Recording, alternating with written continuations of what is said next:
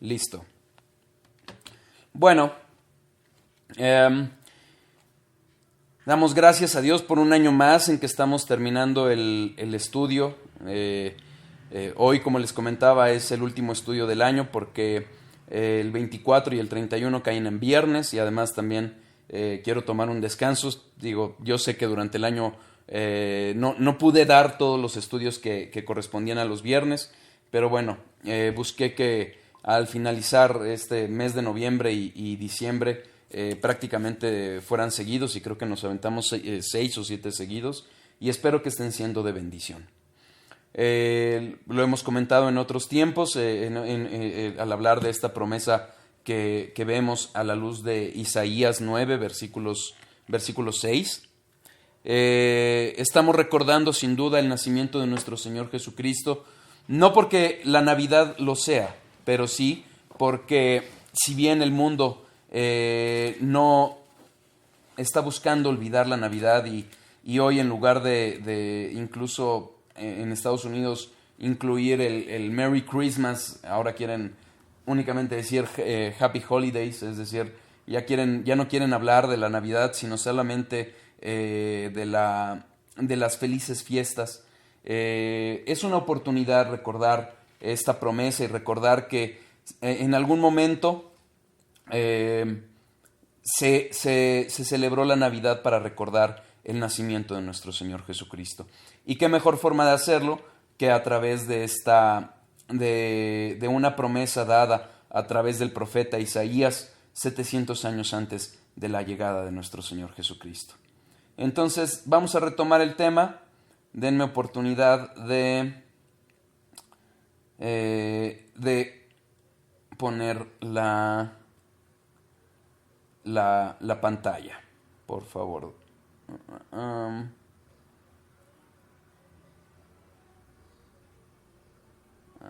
segundo.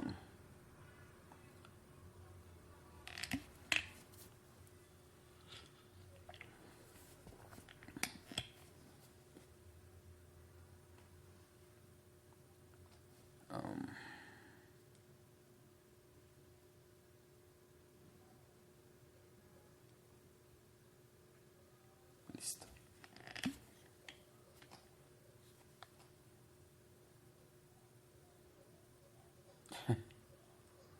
Ahí vamos, no desesperen. Un poquito de problemas técnicos, pero ahorita se soluciona.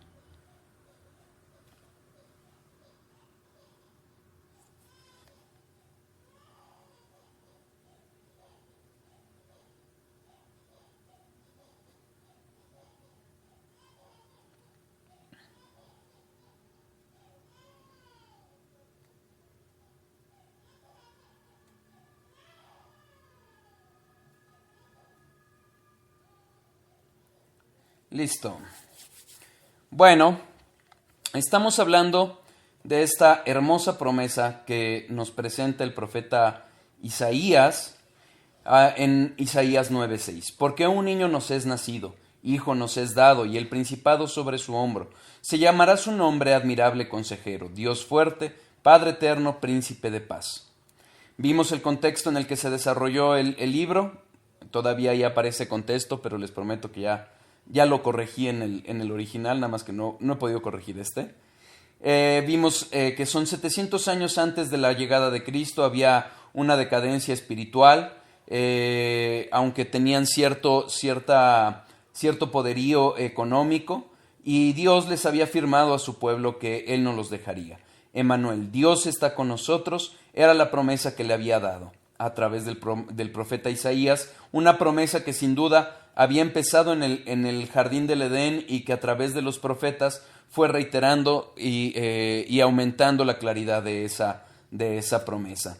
Hablamos en su momento acerca de cómo Dios prometió que llegaría una luz, una gran luz que resplandeció y que disiparía las tinieblas. Primeramente en una primera venida, iluminando todo esta decadencia espiritual, sustituyendo todo el sistema religioso judío por el pacto de gracia, y eventualmente un regreso, una luz resplandeciente que terminará acabando con todo pecado, y es el regreso de nuestro Señor Jesucristo. Aquí veíamos cómo habla o deja entender este aspecto de la primera venida y la segunda venida. Vimos el contraste que hay entre la luz y las tinieblas, y hablamos cómo esto justamente es la gracia del Evangelio, este don inmerecido que vemos dado por Dios a través de su Hijo Jesucristo. Vimos cómo en tiempos de Acaz la caída entraría a través de Zabulón y Neftalí, y cuando Jesucristo inicia su ministerio, empieza en Galilea, cuando Juan el Bautista es capturado por Herodes, y justamente empieza en el mismo punto, a través en el norte de donde habían llegado esa caída, esas tinieblas, en el contexto de Isaías, ahora entraba esa luz por el mismo camino. Hablamos cómo esta promesa nos habla de la doble naturaleza de nuestro Señor Jesucristo, completamente Dios, completamente hombre, una gracia que nos es dada, un hijo nacido de una virgen, el hijo de David, el hijo de Dios. Vimos también cómo este hombre es un hombre exaltado, es un hombre con poder, que habla justamente este principado, habla de la naturaleza de rey que habría de tener nuestro Señor Jesucristo, y les explicaba cómo justamente no es un reinado como lo esperaba el pueblo de Israel, un reinado político, militar, pero sí un reinado que empieza en lo espiritual y que concluirá con su segunda venida. Bueno, no que concluirá, mejor dicho, es eterno, pero que se establecerá por completo con su segunda venida. Y justamente esta doble naturaleza de hijo, de hombre y Dios, es lo que hace posible que nuestro Señor Jesucristo sea el único mediador entre Dios y los hombres. No hay otro, no hay uno más, el único es Jesucristo. James White en algún momento publicó una reflexión en la que decía: si alguien piensa que necesitas un intermediario o un intercesor entre tú y Jesús, es porque no conoce a Jesús. Bueno, hablando de esta, vimos entonces en esta naturaleza humana, es un hombre exaltado, con poder, pero más allá que solo un hombre. ¿Por qué? Porque vemos que habla de esos atributos divinos: admirable consejero, Dios fuerte, Padre eterno y príncipe de paz. Vimos cómo el Dios soberano, todopoderoso, encarnado, es un hombre que va a concluir con todo el mal, con todo este sistema mundial como lo conocemos, este sistema caído, cuyo príncipe es el príncipe de las tinieblas, pero que finalmente Dios nunca deja de ser soberano. Y analizamos cómo se desmembra esta promesa y habla de un paso firme de nuestro Señor Jesucristo conquistando toda nación, todo reino, toda rodilla se doblará, toda lengua confesará que nuestro Señor Jesucristo es Señor. Vimos que justamente este principado habla de su facultad de juzgar y de gobernar, y que se consuma con su regreso, gobernando en todas las naciones, e insisto, toda lengua, toda rodilla se doblará, toda lengua confesará que Cristo es Rey de reyes y Señor de señores. ¿De acuerdo? Ok. Si hay dudas, bueno, espero que no hayan habido dudas. No es cierto, también hablamos de admirable consejero.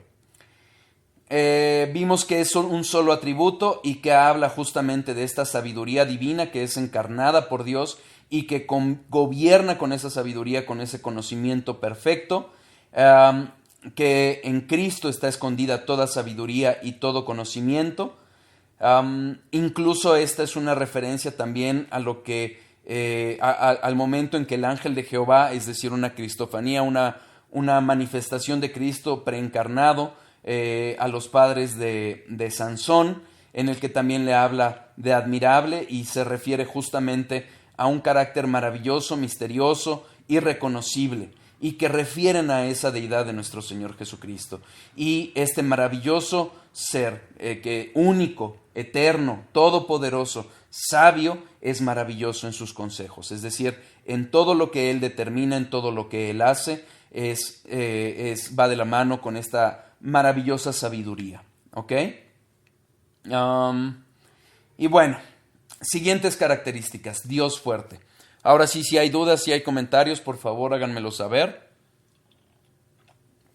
Creo que no puedo ver si están escribiendo. Si lo están haciendo mejor, pueden quitar el micrófono e intervenir. Bueno, Dios fuerte.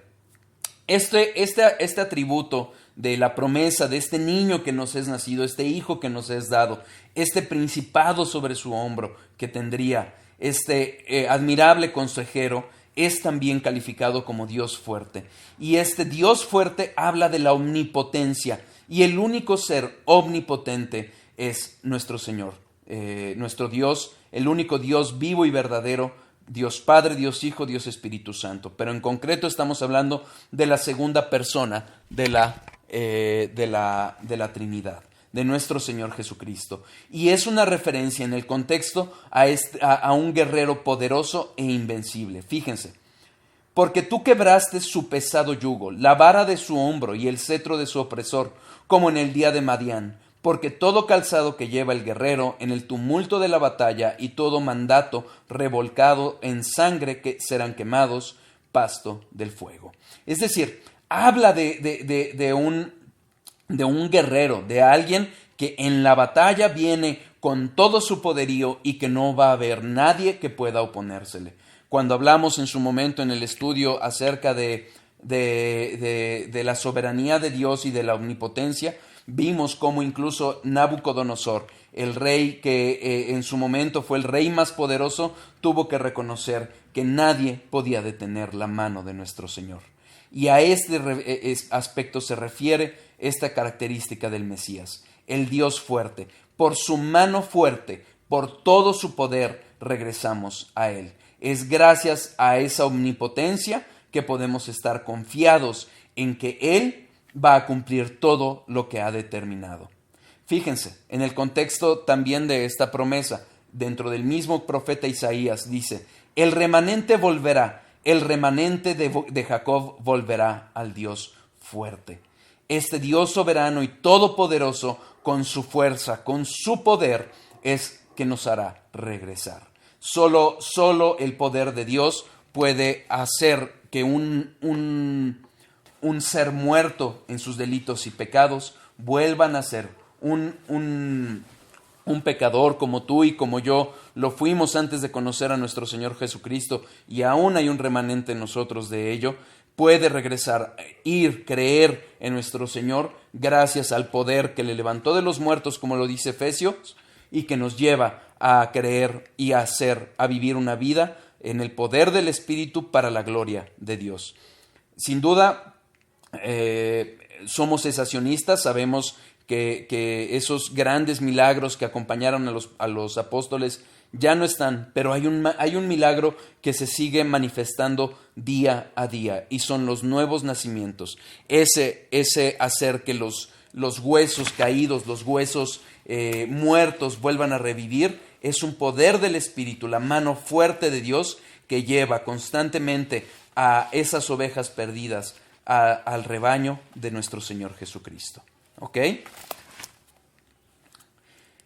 Con su sabiduría, bondad y su omnipotencia también es como Dios nos gobierna. Si nosotros habláramos únicamente de un Dios fuerte y todopoderoso, lejos de mostrarnos o de darnos paz, podría generarnos inquietud, y eso es lo que le pasa a mucha gente que prefiere no conocer de nuestro Señor por temor, un temor infundado, un temor que no está basado en la palabra de Dios. Pero cuando conocemos a Dios y conocemos esa sabiduría que tiene, esa bondad, ese amor que los lleva a salvar a un pueblo al que no le debía nada, podemos entender y descansar en esa omnipotencia. ¿Por qué? Porque el Dios soberano y todopoderoso gobierna de la mano con todos sus atributos. Al mismo tiempo que ejerce justicia, ejerce misericordia, ejerce gracia. Sabiamente nos guía en su bondad, aún en la disciplina que llega a aplicar a sus hijos, está de la mano con su sabiduría y bondad, conduciéndonos todos los días a los pies de nuestro Señor Jesucristo. Nehemías 9:32 dice: Ahora pues, Dios nuestro, Dios grande, fuerte, temible, que guardas el pacto y la misericordia, no se ha tenido en poco delante de ti todo el sufrimiento que ha alcanzado a nuestros reyes, a nuestros príncipes, a nuestros sacerdotes, a nuestros profetas, a nuestros padres y a todo su pueblo, desde los días de los reyes de Asiria hasta este día. Nehemías, llevando al pueblo de regreso a la tierra prometida después de estar en cautiverio en Babilonia, habla al único Dios verdadero, al Dios que los traía de vuelta, que los había despertado, que había despertado esa hambre por su palabra, y lo califica como Dios fuerte, grande y temible sin duda. Pero ojo, que guardas el pacto, está hablando de su fidelidad y la misericordia. Ese Dios bueno y misericordioso, que no ejerce arbitrariamente su poder, sino que lo hace de la mano con sus otros atributos. De eso nos está hablando Isaías en esta promesa. Esta promesa de la segunda persona de la Trinidad, encarnado, hecho hombre, es también el Dios fuerte, omnipotente. La omnipotencia de Dios relacionada con el poder para cumplir sus promesas. Es decir, este Dios fuerte del que nos habla Isaías no está desentendido de las promesas que nos ha dado. Recordemos, estoy haciendo mucha referencia a algunos de los atributos que hemos hablado en el estudio, pero nos ayudan a entender esta realidad de la que nos está hablando. Dios, viendo la caída, habiéndola decretado sin duda, pero ante la caída de Adán y Eva, les da el protoevangelio, es decir, la promesa primera de que la simiente de la mujer, refiriéndose a Jesucristo, aplastaría la cabeza de la serpiente. Y a lo largo de la historia de la humanidad, pero en concreto de la historia de la redención, podemos ver caídas, podemos ver fracasos del hombre, hombres que fueron levantados con ciertas características admirables, como Moisés y su humildad, Sansón y su fuerza, David y su majestad, pero hombres falibles.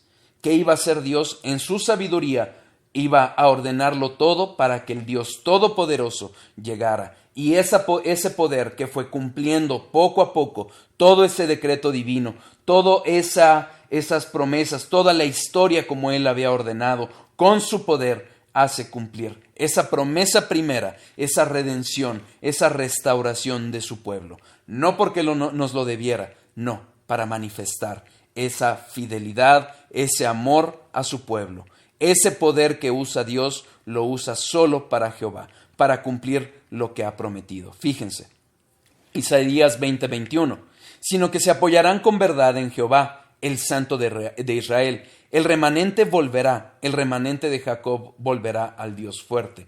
La fuerza, la potencia de Dios hace volver, hace regresar a su pueblo como Él lo había prometido. Deuteronomio 10:17. Jehová vuestro Dios es Dios de dioses y Señor de señores. Dios grande, poderoso y temible. Nehemías 9:32. Ahora pues, Dios nuestro, Dios grande, fuerte y temible. Jeremías 32:18. Dios grande, poderoso, Jehová de los ejércitos es su nombre. Sofonías 3:17. Jehová está en medio de ti, poderoso. Es este único ser todopoderoso el que está anunciado.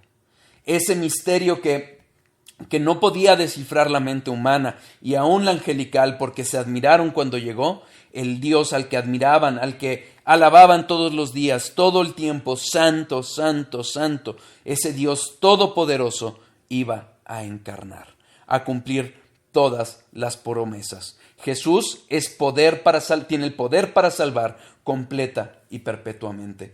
Uno de los debates que hay entre arminianos y calvinistas, es decir, en quienes defienden el libre albedrío, que puedes elegir libremente a Dios, y los calvinistas que sabemos que nuestra condición depravada no nos lo permite, sino que necesitamos la obra de Dios llamándonos, regenerándonos para creer en Él, es porque sabemos que el Dios Todopoderoso es todopoderoso para cumplir completa y perpetuamente esa promesa de salvar. Por eso en Hebreos 7:25 leemos, por lo cual puede, hablando de Jesucristo, también salvar perpetuamente a los que por Él se acercan a Dios, viviendo siempre para interceder por ellos. Es gracias a Jesucristo Todopoderoso que tiene el poder, tiene toda la potencia para poder salvar a su pueblo. Confiemos en Él, acerquémonos a Él en arrepentimiento y fe, sabiendo que es el único Dios Todopoderoso que ha enviado a su Hijo y es Él el que tiene el poder para salvar. Padre eterno. Cuando lo leemos a primera instancia, pareciera haber una confusión entre las dos personas de la Trinidad, entre la primera persona, el Padre, y la segunda persona, el Hijo. Pero analicemos a qué se refiere este aspecto. Es una referencia indubitable acerca de la divinidad de nuestro Señor Jesucristo. Esta es una característica de Jesús, que es Padre eterno. ¿En qué sentido? Fíjense, en cierta forma nuestro Señor Jesús no solo es Dios, es también un Padre para su pueblo. Esto es algo que nos lo deja ver cuando nos llama hijitos. Aún estaré con vosotros un poco, me buscaréis, pero como dije a los judíos, así os digo ahora a vosotros, a donde yo voy, vosotros no podéis venir, no podéis ir. Hijitos, esta forma tierna en la que Jesucristo se refiere a nosotros, no como esclavos, aunque lo somos, no como propiedad suya, aunque la somos, pero también como hijos. Es un amor paternal que tiene Jesucristo hacia su pueblo. Esta característica de Padre eterno habla de la compasión con la que Dios nos cuida y aún nos disciplina. Y esto sin duda lo vemos en el Nuevo Testamento, pero fíjense, también en el Antiguo Testamento. Isaías 40:11, como pastor apacentará su rebaño. En su brazo llevará los corderos y en su seno los llevará. Pastoreará suavemente a las recién paridas. Isaías 63:16. Pero tú eres nuestro Padre. Si bien Abraham nos ignora e Israel no nos conoce, tú, oh Jehová, eres nuestro Padre, nuestro Redentor, perpetuo es tu nombre. Isaías 64:8. Ahora pues, Jehová, tú eres nuestro Padre, nuestro barro, y tú el que nos formaste, así que obra de tus manos somos todos nosotros. Fíjense cómo se conjunta no solo ese amor paternal, ese cuidado benevolente, compasivo, amoroso de Dios, sino también habla de nuestro Creador. Ojo, Dios es creador de todo, pero solo Padre de sus hijos. ¿Ok? Habla de ese formarnos en esa paternidad divina, ese nuevo nacimiento. Salmo 68:5-6. Padre de huérfanos y defensor de viudas, es Dios en su santa morada. Dios hace habitar en familia a los desamparados, saca a los cautivos a prosperidad, mas los rebeldes habitan en tierra seca. Fíjense cómo este Dios es padre de huérfanos, es un amor que tiene y que hace referencia a esa familia de la cual somos hermanos nosotros y Él es nuestro Padre. Salmo 103:13. Como el Padre se compadece de los hijos, se compadece Jehová de los que le temen. Qué maravillosa forma de hablarnos Dios con amor. Hay algunos falsos maestros como Jesús Adrián Romero que dice que él ve a dos dioses diferentes en el Antiguo Testamento y en el Nuevo. Perdón, pero esa persona no ha leído con detenimiento el amor con el que Dios ha guiado a su pueblo, ha prometido su redención y busca rescatar a su pueblo y lo cuida y lo lleva y aún manda a su hijo a morir por su remanente. Proverbios 3:12, porque Jehová al que ama castiga, como el padre al hijo a quien quiere. ¿Ven ese amor? A veces no lo podemos percibir, a veces nos molesta la disciplina de Dios, pero lo cierto es que Dios al que ama disciplina. Al que ama, lo lleva. Es una actitud paternal, eterna. Es decir, esto es algo que caracteriza a Dios eternamente. No es algo que se da a veces sí y a veces no. Siempre es, desde antes de la fundación del mundo, en la eternidad pasada, y aún hoy lo hace. Este olam, porque la palabra que refiere aquí en Padre Eterno es olam. La palabra para eternidad es olam. Pero aquí lo que hace es que habla, es el hebreo ad, que habla a perpetuidad.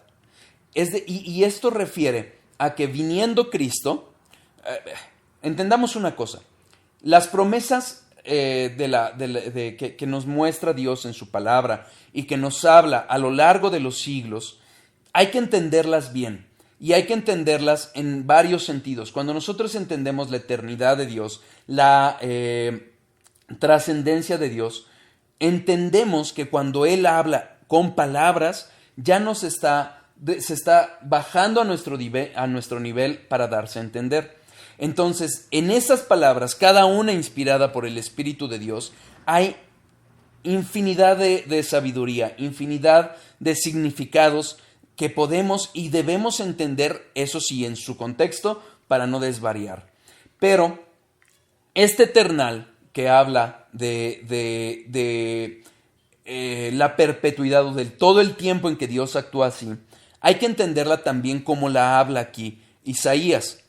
Isaías no está hablando de olam en la eternidad. Si se acuerdan, cuando hablamos de la eternidad de Dios o de Dios eterno en los atributos de Dios, hablamos de olam y hablábamos acerca de cómo es por los siglos de los siglos. Y hablábamos cómo esto se apuntaba hacia los dos lados, hacia la eternidad pasada y hacia la eternidad futura, hablando en términos teológicos. Pero aquí el término que usa Isaías habla de ad, algo perpetuo. ¿Y por qué se refiere aquí a perpetuo? Habla sin duda de la divinidad de Dios, de Jesucristo, pero habla también de algo que va a acontecer, que cuando Jesucristo viene y cumple las promesas que nos había dado Dios acerca de esta simiente a través de la cual salvaría a su pueblo, iba a ser el último, es decir, ya no iba a haber otro más, ya no hay otro después de Jesús. Él es la promesa esperada. Cuando Juan el Bautista está en la cárcel, manda a sus discípulos a preguntarle a Jesús, ¿eres tú el que has de venir o esperamos a otro? ¿Por qué? Por las confusiones que tenía, por lo que estaba pasando, por lo que estaba viendo. Pero, ¿qué es lo importante? Le dice Jesús, yo soy. Y habla de cómo todas las promesas se estaban cumpliendo en él. Y este Padre eterno, o mejor dicho, Padre perpetuo, habla a que ese buen pastor que había sido prometido iba a ser cumplido en Cristo y ya no va a haber otro. El que va a regresar es Jesús mismo, no alguien diferente. Segunda de Samuel 7:13, Él edificará casa a mi nombre y yo afirmaré para siempre el trono de su reino.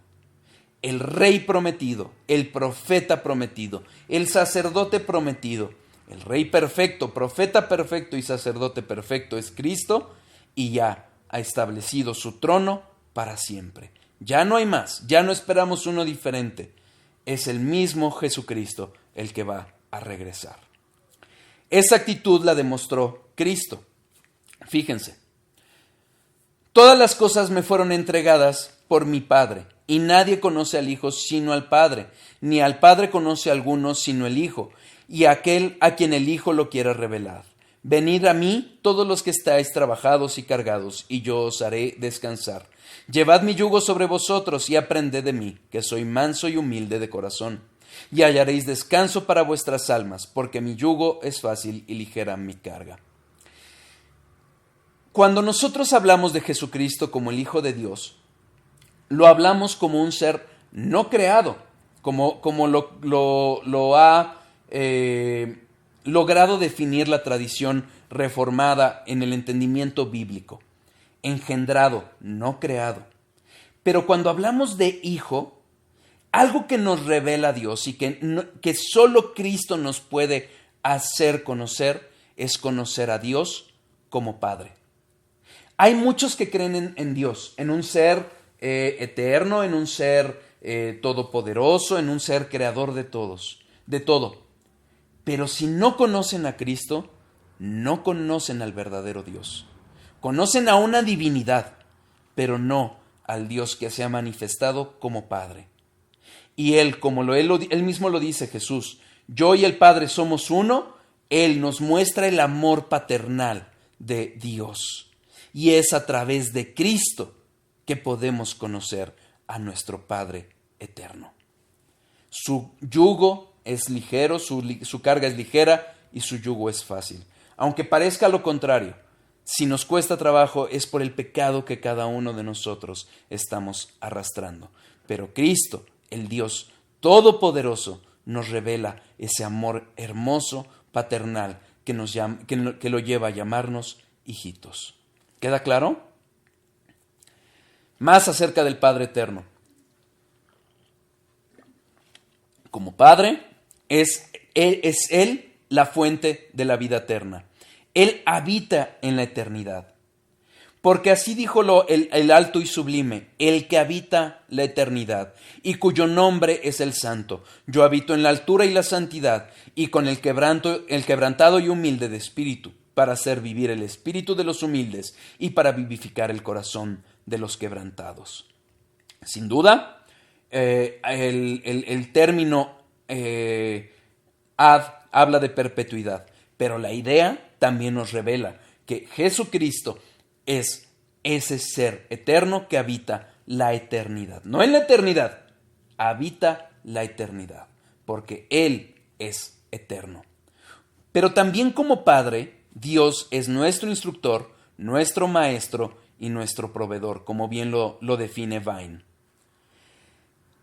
Sin duda, Él nos muestra la verdad, Él nos provee todo lo que necesitamos, Él nos instruye a lo largo de la vida. Ojo, como Padre también es un Padre protector, benevolente. Por eso Job lo usa de referencia, fíjense.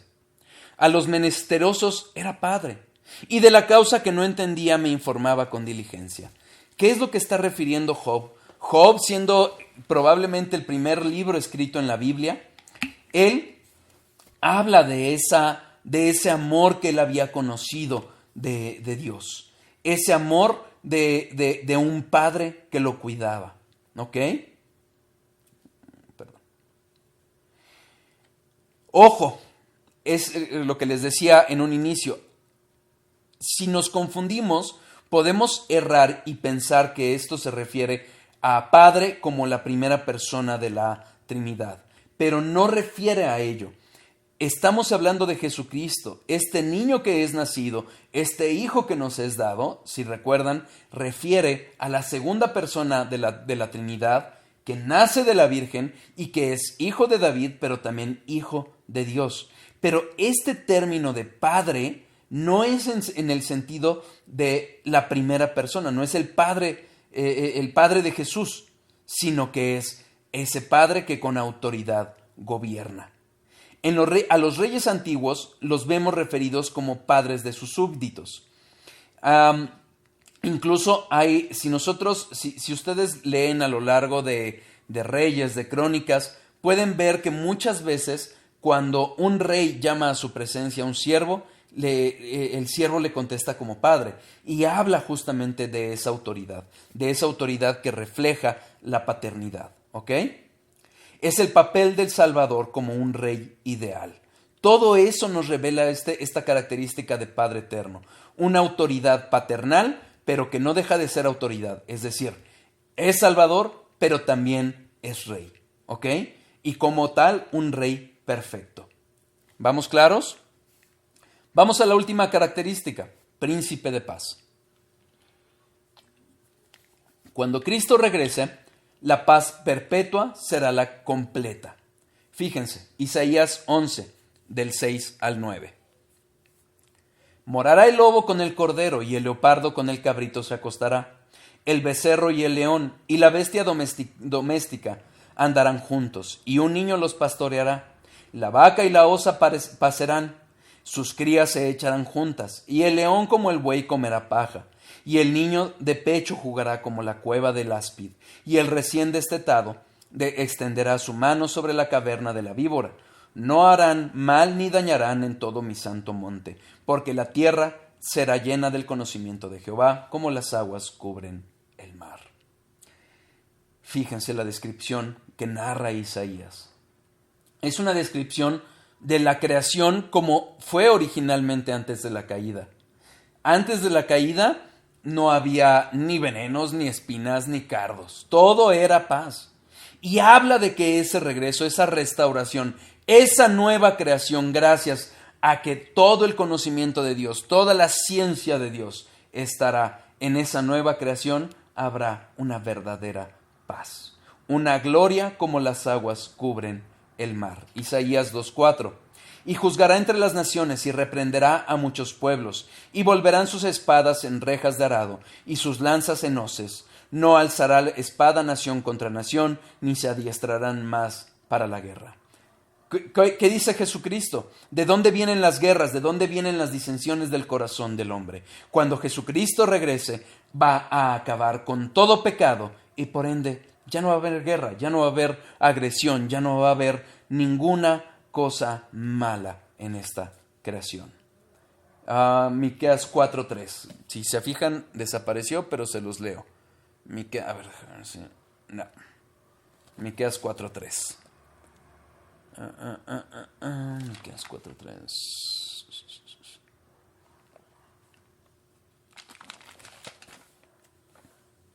Y él juzgará entre muchos pueblos y corregirá a naciones poderosas hasta muy lejos. Y martillarán sus espadas para asadones y sus lanzas para hoces. No alzará espada nación contra nación, ni se ensayarán más para la guerra. Ya no hay necesidad de guerra, ya no hay necesidad de lucha. Toda la disputa, toda envidia acabó. ¿Queda claro? Como Rey soberano y todopoderoso, preserva, ordena y crea paz en su reino. Príncipe. Este príncipe habla del derecho que tiene él como reino, al reino. Sabemos que él es rey, pero hablemos también de que esta promesa habla de tiempos. Entonces, este príncipe de paz que gobierna hoy, que es soberano, va a ser el rey que como rey de reyes y señor de señores se manifestará completamente, ya no solo en el ámbito espiritual, sino completamente. Toda nación se va a rendir. En hebreo se refiere a Sar Shalom, quien por fin traerá paz a un mundo atribulado. Shalom es un término que usan los judíos para hablar de la paz, de esa paz de Dios que implica una infinidad de bendiciones que la rodean. Bueno, este Sar Shalom habla de este príncipe de paz que como gobernante, como rey, traerá una paz gobernada, instituida por él, con todo su poder, con toda su sabiduría, con todo su conocimiento, plenamente ejercido. ¿Queda claro? Este zar persona se refiere a una persona que es un jefe o un cabeza. Insisto nuevamente este término de autoridad. Y Shalom habla de seguridad o seguro, bien, feliz, bienestar, prosperidad. Lo que les decía, esa paz en el sentido no occidental, sino más bien en el sentido hebreo, que implica un bienestar, una plenitud completa, una bienaventuranza. Recordemos que además de todo, algo que hace Jesucristo y que eso ya empezó a hacer es que nos reconcilia con el Padre. Antes de estar en Cristo, somos enemigos de Dios. Antes de llegar a los pies de Cristo en arrepentimiento y fe, somos aborrecidos. Pero ¿qué es lo que pasa? Jesús nos reconcilia con el Padre. Isaías 48:22. No hay paz para los malos, dijo Jehová. Isaías 53:5.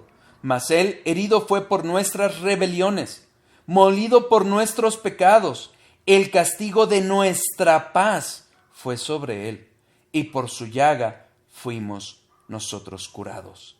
Esta enemistad, este poder, esta lucha, este odio que había de nosotros hacia Dios y en reciprocidad, es pagado en la cruz y es gracias a Él que tenemos paz. Isaías 59, 7 y 8. Sus pies corren al mal, se apresuran para derramar la sangre inocente. Sus pensamientos, pensamientos de iniquidad, destrucción y quebrantamiento hay en sus caminos. No conocieron camino de paz, ni hay justicia en sus caminos. Sus veredas son torcidas, cualquiera que por ellas fuere, no conocerá paz. Esa es la condición del hombre caído, enemistado con Dios, yendo tras el pecado, yendo tras sangre inocente, yendo tras rebelión, iniquidad. No hay camino de paz para quien no está en Cristo. ¿Pero qué hace Jesús? Romanos 5:10. Porque si siendo enemigos fuimos reconciliados con Dios por la muerte de su Hijo, mucho más, estando reconciliados, seremos salvos por su vida. La primera parte habla de esta reconciliación que tenemos. La segunda habla de este proceso de santificación y de la justificación activa que hace Cristo al haber cumplido toda la ley. Pero lo cierto es que de esa enemistad en la que estábamos, de esos hijos de ira, hijos de desobediencia, somos a través de Cristo, somos hechos hijos de Dios, somos reconciliados y hallamos paz con Dios. ¿Queda claro? Es Cristo quien nos da esa preciosa paz. Y solo a través de Él hallaremos una paz verdadera para nuestras vidas, pero sobre todo para la eternidad. Esa pregunta del filósofo, de la filosofía acerca de este Dios y de esta constante cambio y constante falta de paz, ¿cómo decir? Déjenme dejar. Esta falta de tener, o más bien esta culpa constante que está en el ser humano, solo puede ser respondida y reconciliada por nuestro Señor Jesucristo. ¿Queda claro? Espero que haya sido de bendición esta promesa. Es una maravillosa promesa que vemos cumplida en nuestro Señor Jesucristo. Hijo nos es dado, hijo nos es nacido.